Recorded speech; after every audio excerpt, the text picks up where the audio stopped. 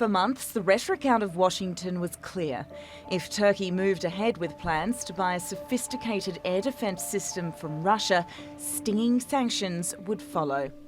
But meeting with Turkish President Recep Tayyip Erdogan on the sidelines of the G20 summit in Japan last month, Trump appeared to take a far more conciliatory tone.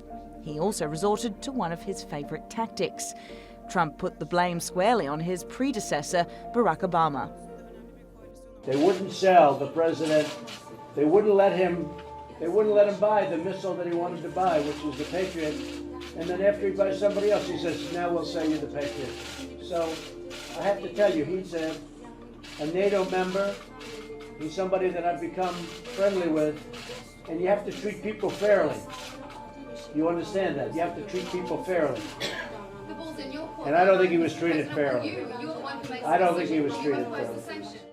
Those comments are stark contrast to warnings from Congress, which has said it will not back down from pulling the trigger on sanctions under the Countering America's Adversaries Through Sanctions Act. It's impossible under our law.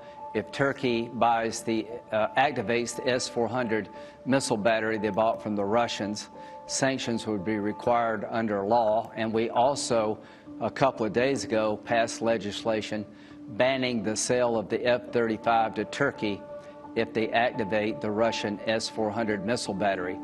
Washington has already stopped training Turkish pilots in the US, kickstarting the process of expelling Ankara from the Pentagon's F-35 fighter jet program. It claims the ground-to-air missiles are incompatible with NATO defences and that the move threatens the F-35 fighter jets, which Turkey buys.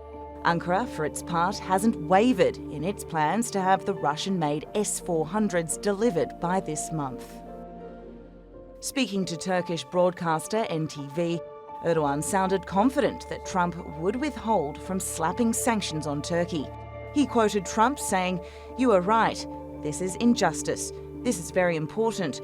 I believe that we will overcome this process without any problems." We've been fighting for a long time in Syria. But Trump has made off-the-cuff promises before, including his pledge back in December to begin a rapid US withdrawal from Syria. Nearly 8 months later, US troops remain. That's raising questions over whether Trump's softer stance is here to stay and whether the White House has the power to protect it from economic penalties. But also at stake is the already delicate relationship between Ankara and Washington.